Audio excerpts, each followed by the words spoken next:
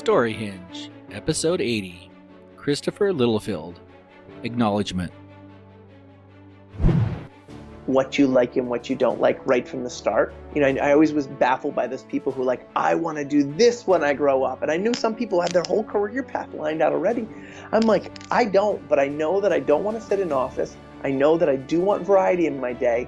I know that I need to do different things. And I think that not having one thing that I wanted to do, but a bunch of things I wanted to do, allowed me over time to finally figure out what are the things that I love doing that bring me joy, and what are the things that I really don't love doing. And I try not to do those things. What's really at the heart of our relationships is the experience of feeling valued or not. And when we feel valued, we relate to somebody's feedback as a contribution. We may not agree with it, but we relate to this contribution. And when we don't feel valued, that same message from that same person occurs like criticism or worse, an attack. Welcome to StoryHinge.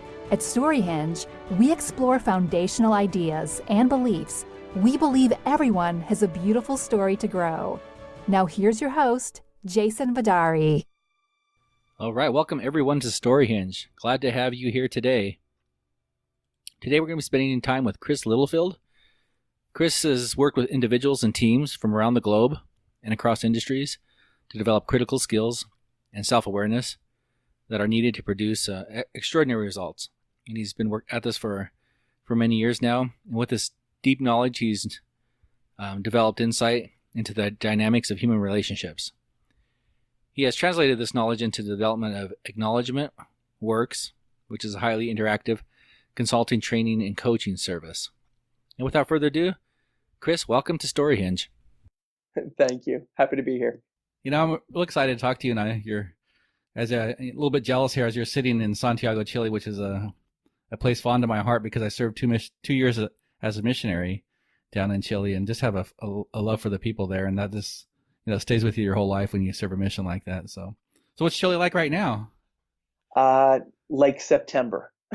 So we're in reverse seasons, as you knew. So we're in the beginning of fall right now. So this is when the smog settles in, and we need to buckle down for 3 months of cold. But as a New Englander, originally, like what they call winter down here is still a joke, but it's just really bad air. But you can't complain because for the other 10 months a year, it's like perfect blue sky with a view of the Andes. So this is the penance for the other 10 years of perfect weather that you get. Well, what's one thing you sent me is some of your fun facts, and in there you said that you have lived an insanely amazing life, and that's piqued my interest. I want to hear about what has made your life for you an amazing life. I don't know. I mean, when you're, I was thinking about doing this and your discussion around story, my wife and I just keep on saying, it's like, is this really our life?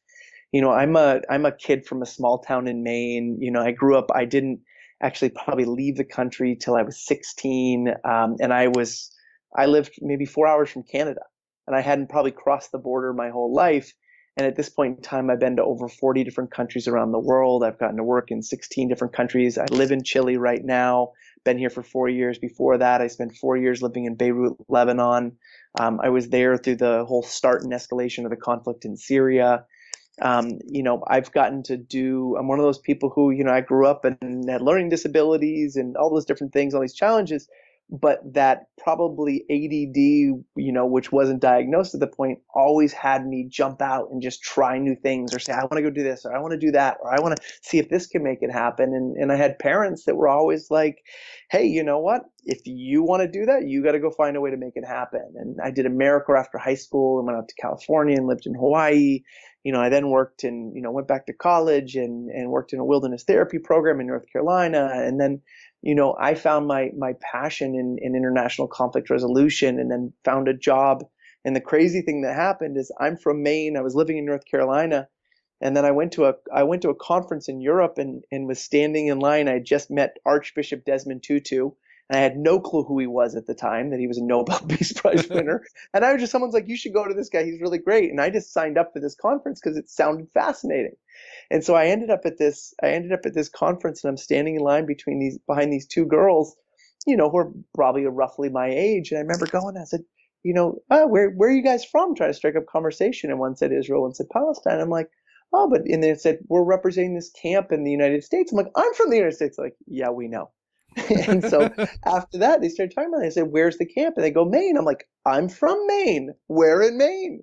And then they said Pleasant Lake. And my mom had a house on Pleasant Lake when I was growing up. And so here across the lake from where I grew up was this camp that worked with Israelis and Palestinians.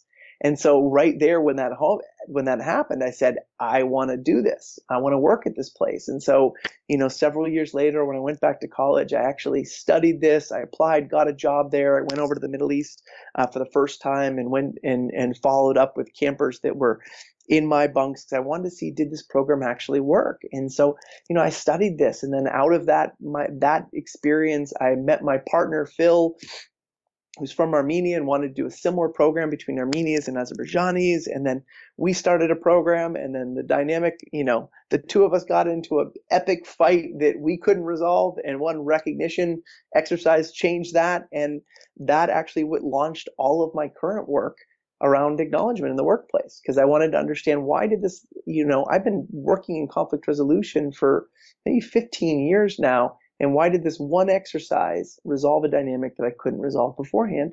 And that's what kind of launched my obsession with understanding the human relationship, giving, receiving recognition. And really what I spend my life doing now is going around the world training managers in the art of acknowledgement and engagement. Okay. And so when I say a dream world is that I am doing what I love every single day. I get to work on the topics I want to. I get to have the conversations. In a couple weeks, in 2 weeks, I'll be in North Carolina training managers across North Carolina in the art of acknowledgement engagement for a nonprofit. And then a week and a half later, I'll be in Jamaica working with a UN agency there, running a team building retreat for them. And so I get to have these experiences, and I create this every day, and I'm really proud of that.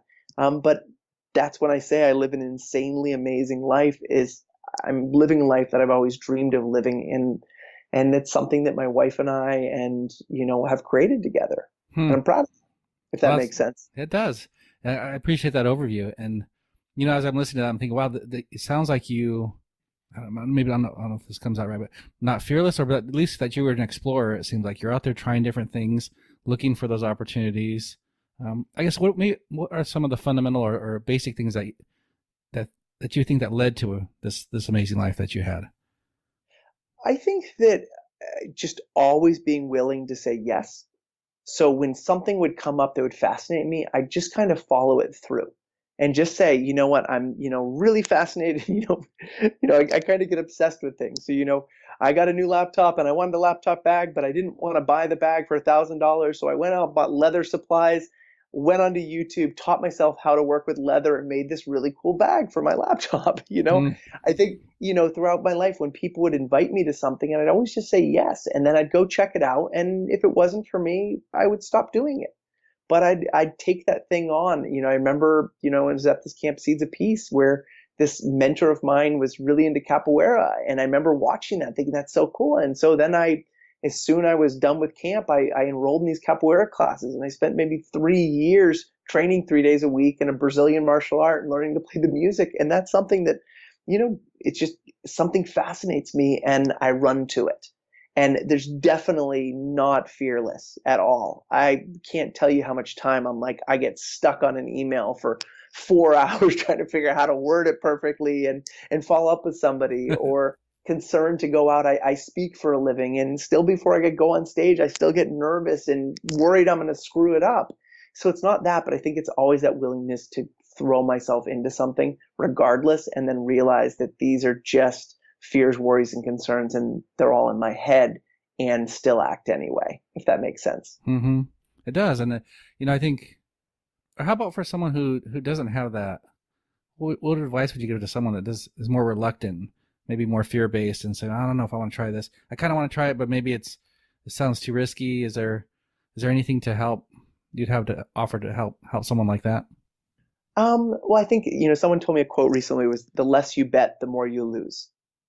Right. And it's, I remember you can either be watching somebody having an experience on TV, or you can have the experience yourself. Right. And I think that there's this mentality that having these extraordinary experiences in our life mean we have to get on a plane and go somewhere else, or we need to have money to be able to do it. When people come up to me and they realize I live in Chile, because most of my work's in the US these days, I said, how do you do that? And I said, well, my wife got a job down here, and that's why we ended up being down here. But the truth is, I'm like, you can work remotely. My cousin, did this program remote year, and she spent 1 month in a different country for a year, and she just took her job that she was doing in the US and she did it remotely for a year. And I guess when it comes to being fear-based, is that, would you rather have had the experience or not had the experience? And to start small and go out. Like when I moved back to my basically close to my hometown in Maine, because I got a job there, I never thought I would be back there. But when I was here living when I was living in Portland, Maine, that's when I was training capoeira, and I was surrounded by a group of Brazilians, all the time, going to different parties and in a whole different culture. And then I would try a different restaurant. And I think part of it was, let me try something new each week. What's going to make this weekend fun? What's going to make today fun? What can I learn? And just to go out. And then also the other one is change your network of people. If you stay around people who are always comfortable and all they do is watch Netflix, and don't get me wrong, I binge watch Netflix like everyone else, but that's in between trips or in between adventures. And I think it's just taking on that mindset of, how do I want to bring adventure to my life? Whether that's learning something new, whether that's taking something new on, whether it's just connecting with people. A long time ago, when I was in Lebanon, I used to run networking workshops, and people always said, I'm so scared to go up and approach the other person. I said, well, they are too. So just ask the question. Just say, hey, good morning. What has you be here? And if they walk off, they walk off, but then ask again. And, when I was doing my street research around recognition in the workplace, so part of my research for my work on the art of acknowledgement and engagement, and on my upcoming book, Beyond Thank You, part of my research was interviewing one person a day on the subway in Boston, which they call the T. And every single interview out of those 400 interviews I did, I was nervous every single time that I was about to initiate and say, excuse me, can I ask you a question?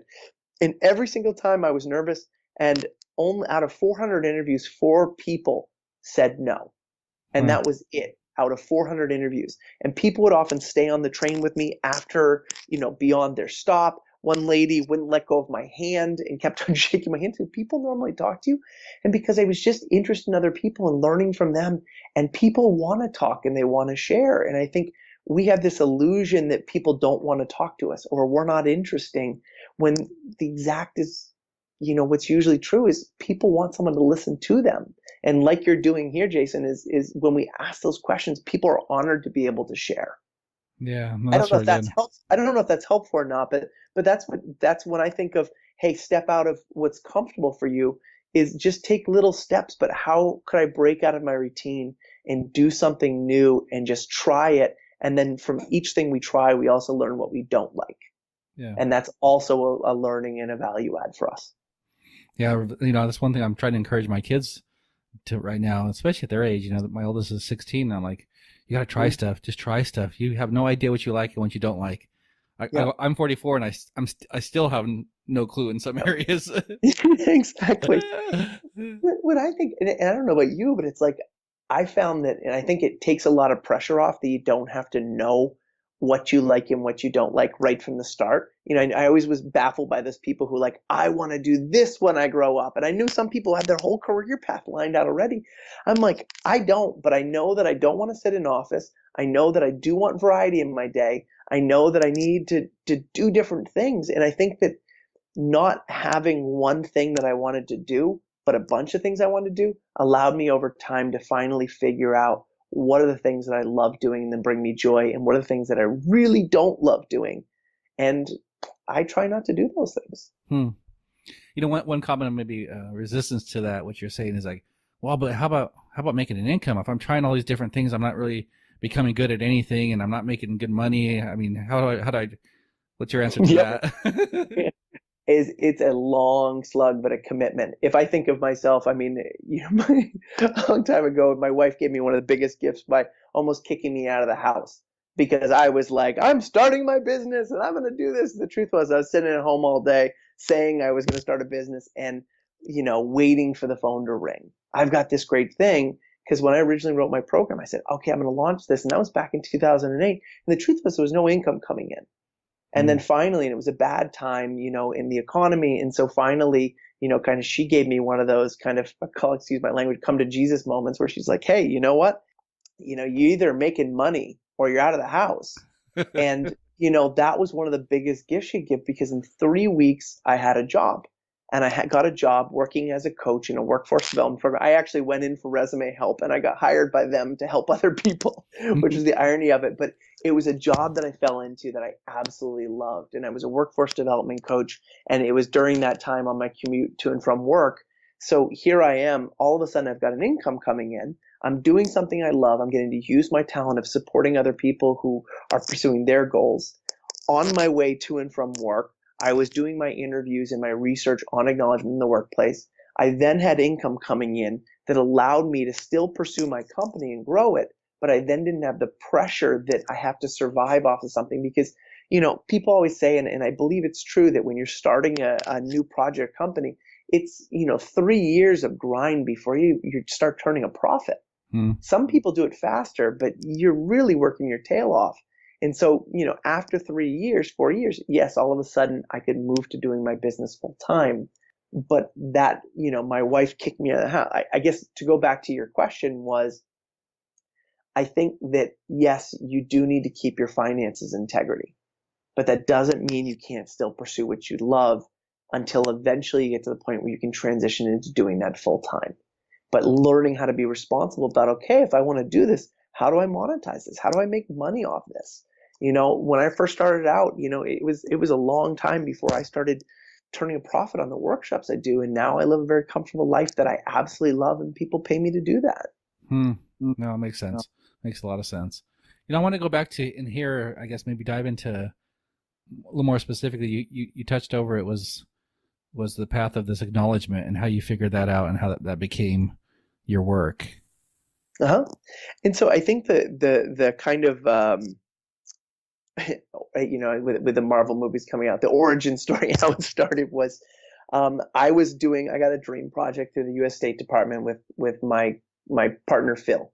And it's a guy, we had been talking about this for years. We had met at this other program, Seeds of Peace. And, we finally, all of a sudden, the funding came through to run this program. And it was our dream project. And, he was the one who was in charge of the dialogue part. I was the one who set up the structure. And we were going to be the first organization to bring people from Armenia and Azerbaijan, which is a conflict in the Caucasus that's been going on, very similar to the Israeli-Palestinian conflict. But it's been going on for about the same time frame. And we were going to be bringing people together to a dialogue program, from either side of the conflict. And we set up the program, and it was this amazing program on an island off the coast of Maine. And we sea kayaked out to the island in double kayaks. And we had such an extraordinary program that before the end of the program, the State Department funded us for the next year. But there was one problem. my coworker, Phil, and I, and our other coworker, John, we couldn't be in the room together by the end of it. The tension had gotten so high between us that it had just gotten toxic. And, each little comment or thing like that landed like a jab. And so we did what mature adults do around conflict. We avoided each other as long as we possibly could until our next year's program was coming up, and a little jab started to fly back and forth. And then all of a sudden they wanted to move the venue, and I'd done all this work the year before. And so I went along, but I was really being a jerk in the back, because I was like, come on, I did all this work and you're ignoring this. We're going to another location. Long story short, we got to the next year's program. And right before it, my coworker Phil accidentally sent an email to my other coworker and said, "Screw Chris, it's better he's upset than we are." And he accidentally CC'd me on the email. Yeah. And I don't know if you've ever had that happen, but but we already knew that this was all going on. And so, he wrote me right back and says, "You weren't supposed to see that, but that's the truth of how we're feeling. Things aren't working, and we're very frustrated." And we all knew it. And so we put ourselves on a floating dock the day before our program started. And we told ourselves, we cannot get off this floating dock until we resolve this. And we used every model of conflict resolution that we had. We talked about our hopes, our needs, our fears, our concerns. And by the end of the day, we were like an American tourist on their first day in Mexico. We were bright red and burned, but we got to the heart of it. We had resolved, we figured out, everyone expressed everything they needed to. We had a bottle of wine, we went to bed, and our program started the next day. And by 10 a.m., we were fighting again. And this is why we're like, what the heck is going on here? Why is it that no matter what we do, it isn't working? And so that night, after, a rough first day, I just launched, I said, we got to try something different. And so I turned to my coworker and I said, hey, what do you want to be acknowledged for? This is stupid. Why are we doing this? I said, what do you want to be acknowledged for? And she goes, nothing. And then I said, Jali, I'm not going to stop until you answer the question. And she goes, well, during the break today, the participants from Azerbaijan came up to me and told me I'm a traitor to my country. What? We didn't even know this had gone on. And so we acknowledge her for that and for what it took to be able to hear that and go back out and keep on facilitating, and to what it took to be from her country and come to the US and run this program, and how I saw her transformed instantly. Then we did the same thing for my coworker Phil, and they did the same thing for me, and we went to bed happy. And the next day we fought, and the next night we did this activity. And by the end of the week, we went from not being able to stand each other to me inviting them to my wedding. And Jale's moved on to other work now, but Phil and I, still work together, not as much as we used to, but it's one of the most powerful work relationships I've ever had. And so that moment launched, me into the obsession of understanding, what is this thing recognition? What is this thing acknowledgement? And what's really at the heart of our relationships is the experience of feeling valued or not. And when we feel valued, we relate to somebody's feedback as a contribution. We may not agree with it, but we relate to this contribution. And when we, don't feel valued, that same message from that same person occurs like criticism or worse, an attack. And so I've spent, the last probably 8 years now researching and studying the human relationship to giving and receiving recognition, the role it plays in our relationships at work and at home, and how do we use that to transform our relationships and ensure that people feel valued every day. Yeah. So you say you researched that. I guess I'm curious how you go about learning about something like that. So I went, because, here's, if you go out and you read, what is there about, recognition in the workplace, it's usually talking about incentives and rewards and awards and all of this stuff, and that we should do it. And then the basic thing people say is, okay, recognition in the workplace, it should be timely, it should be specific, authentic, and proportional, and that's all good. But what I want to understand is, if all of this data has been out there, and it's like for the last 20 years, Jason, people have been studying, the role of recognition in the workplace, and it's linked as one of the 12 factors by Gallup that leads to the highest level of engagements and returns on profits and all that stuff. What I want to know is why people don't. Why, if we know we should recognize people, if we know we should recognize our spouse, if we should express our appreciation and gratitude for things, why is it that sometimes people don't? And so I actually went to the subway and I took that, as I mentioned before, I started interviewing one person a day. And I said, so what makes a good acknowledgement by a boss or supervisor? And when I'd ask that question, people wouldn't tell me what made a good acknowledgement, but what would make a bad one. I hate it when my boss uses the sandwich feedback technique. I hate when they compliment me right before they ask for something. I hate when, someone, comes up and they're a jerk the day before, so they over compliment me the next day to try to make up for being a jerk.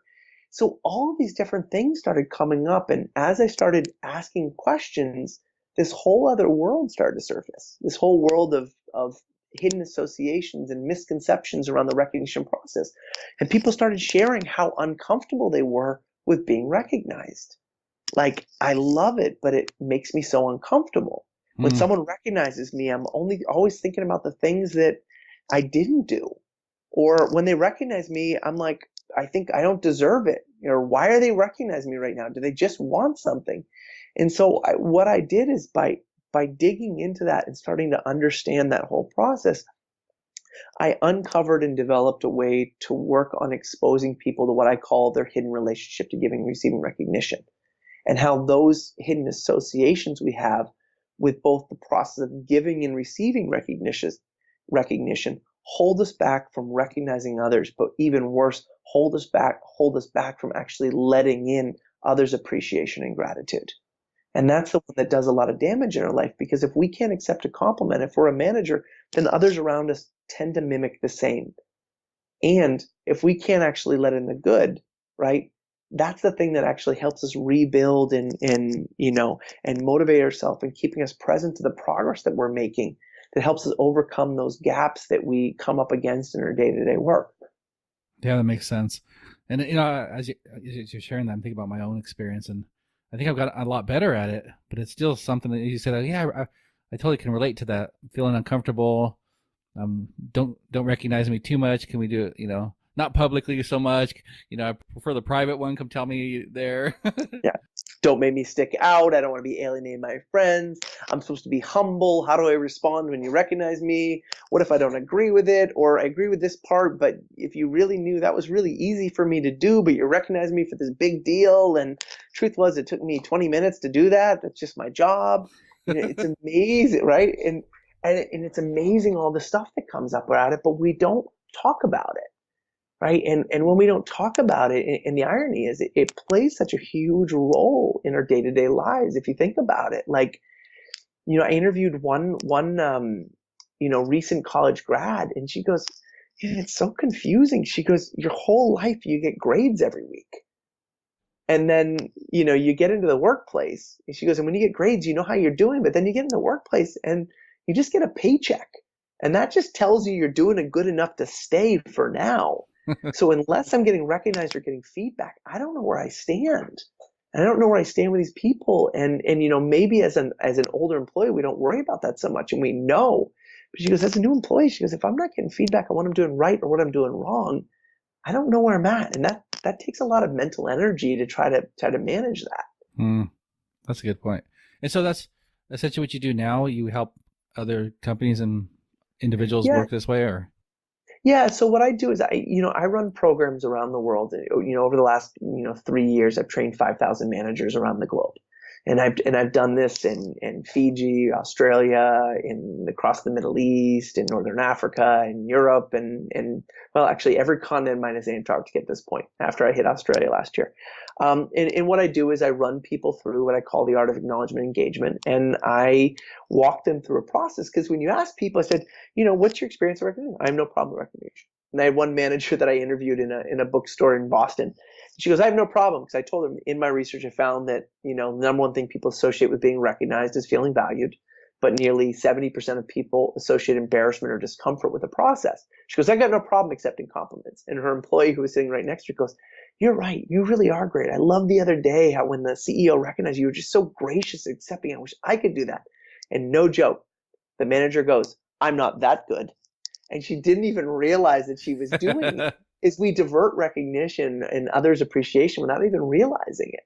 And so what I do is I walk people through a process to have them look at this and have a conversation about this everyday practice that we never talk about.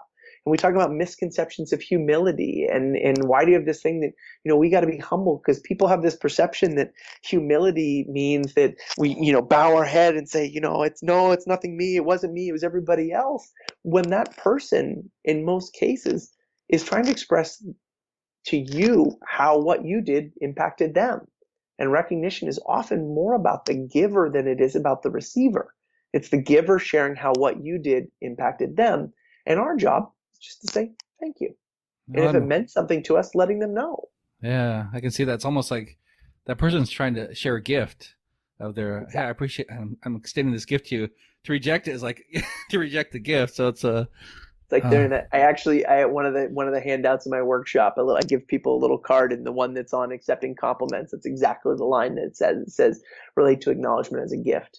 And when we divert it, it's like throwing that gift back in somebody's face, and you'd never do that regardless of the gift that somebody gave you, right? So just accept it, because it's giving them an opportunity to share and process how their experience of working with you was. And this is also why I start training people to have recognition and acknowledgement be something we do with others, because we have this whole past-based, relationship to giving and receiving recognition. So one of the things I do in my workshop is I walk people through exploring the different associations we have. What are the different associations you have with giving and receiving recognition? It embarrasses me when I'm in public. Like, what are some of the ones, Jason, you have? What are some of your associations with the experience of giving and receiving recognition? Well, one was, I think I've shared this before, but it was I was probably in third grade, and it was, you're starting to learn how to socialize. And I remember we had parent-teacher conferences, and I took my mom there, and I was all excited to introduce my mom to my teacher. And this is not quite recognition, but I think it's falling in that same area. So I remember doing that and saying, Mom, this is my teacher. And I thought I did it right. And they laughed because they thought it was cute, because I was still, pretty young. Yeah. And I didn't get that. That's why they laughed. I thought they laughed because they thought I did it wrong. And I remember from that time after, I was like, I associated that with it. And like, I didn't want to be in those situations where I had that introduction or saying goodbye. It kind of brought that feeling back, like, oh, I don't know how to do this well.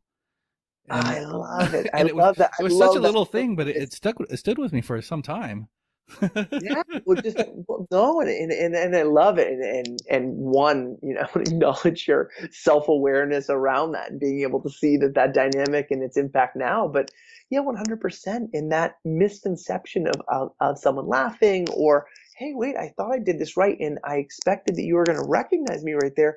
But instead you laughed, which was them acknowledging how an action was, wow, it was really cute that you did that, and that you thought to do that, right? And us seeing it as, oh, wait a second, they think I did it wrong, or I didn't do it right, or I don't understand what you did, and how that can carry our whole life. One of the stories I talk about is a nun in Catholic school, my Italian landlord, and she goes, I was in the middle of Catholic school, and the nun asked me to stand up and said, now everybody look at Kathy. Now that's a perfect uniform. All your uniforms should be just like Kathy's.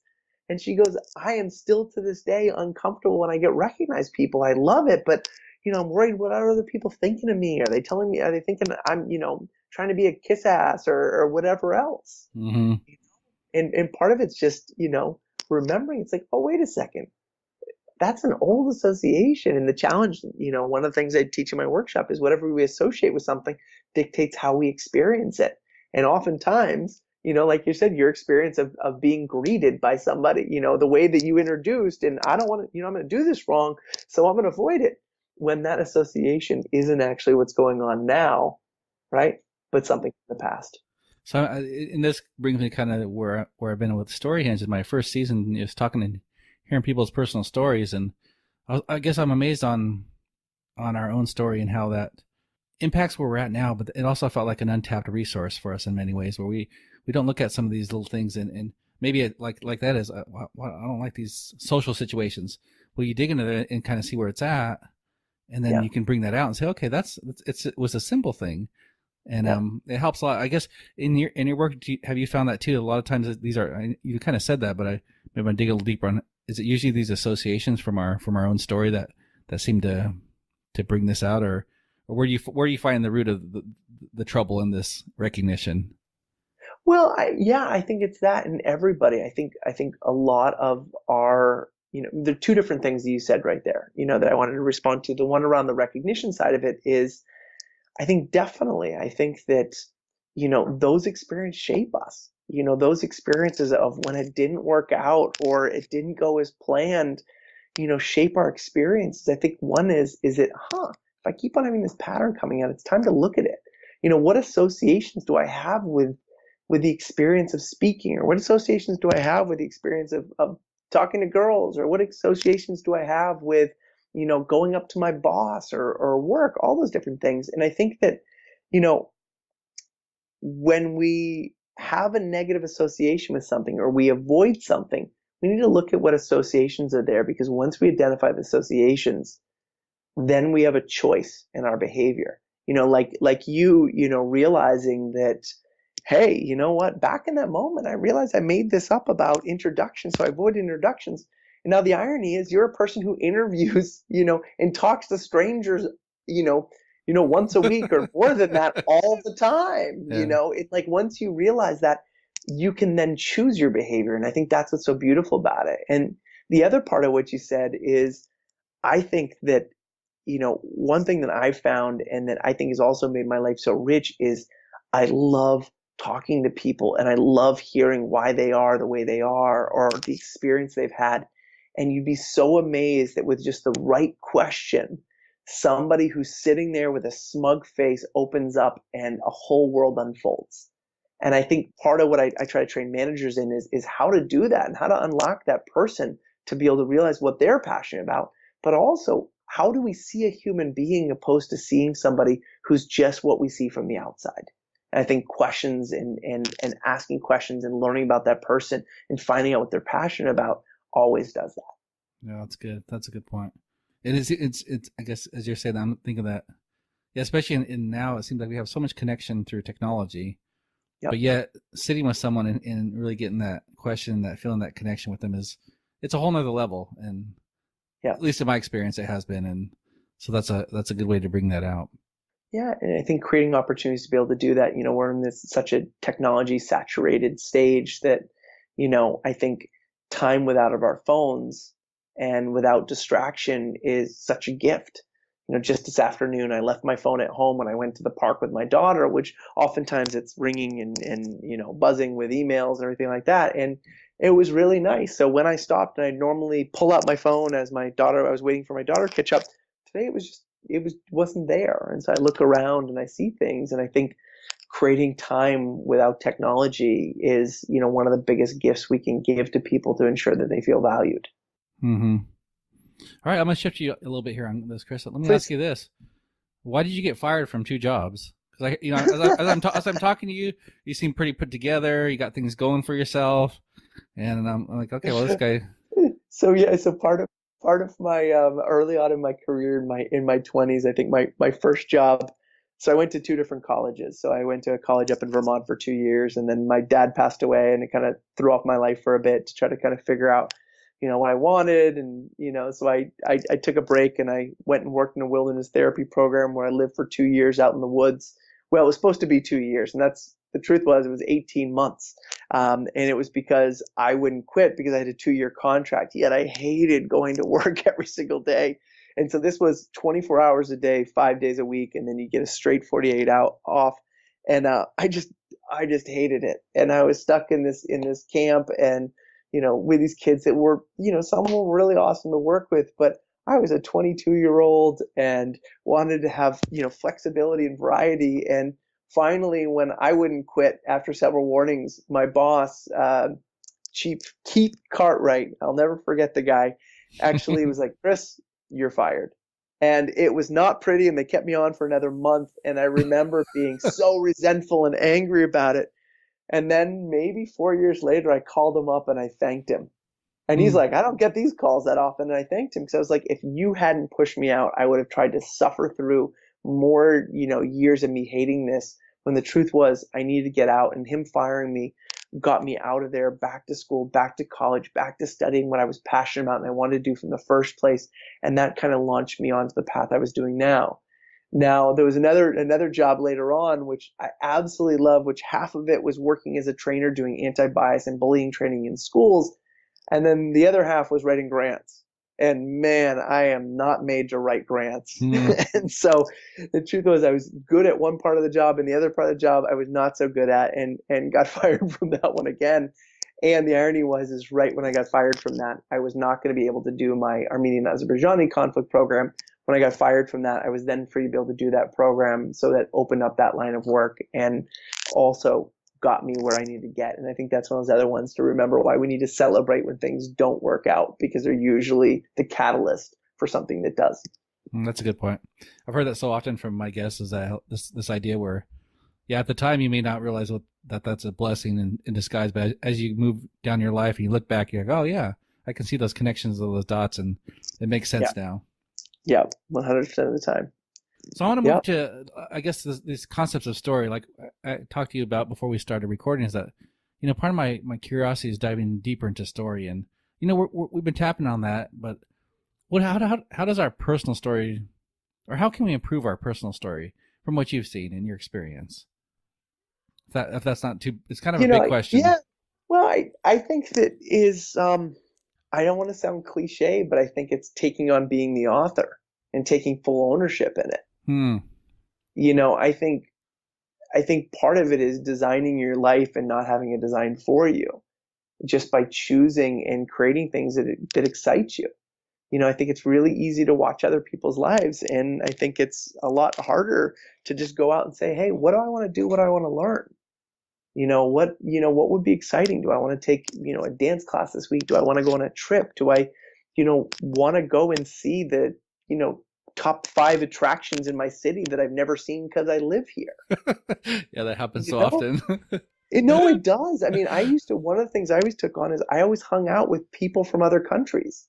When I, in college and, back when I moved to Maine, because I was hanging around with all these Brazilians and then, the other group of foreigners that were all in this capoeira class.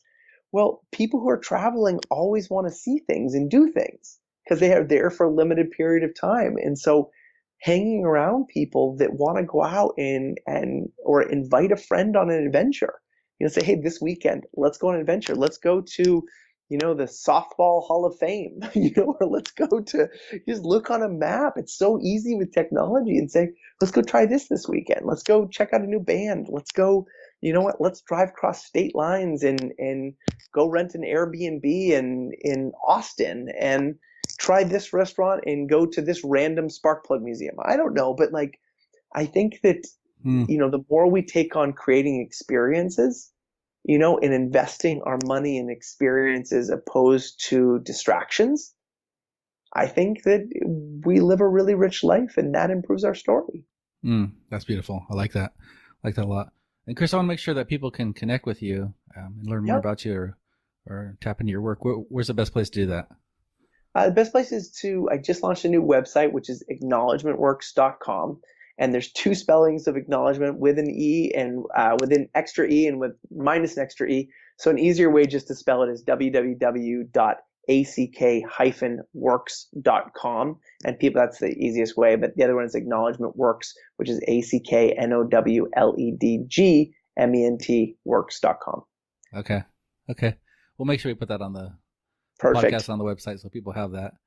Before we part here, I want to give you a last word here, and I guess maybe the last thought I have here is where does your work go? Where do you see things going in the next few years for yourself? So for me right now, I'm in the process of finally, 8 years ago when I was doing this research, I said I was going to write a book called Beyond Thank You. And now I'm in the process of doing that. And so I'm in the process of putting my book proposal together, getting it out there, and my commitment is to get it published within the next 2 years.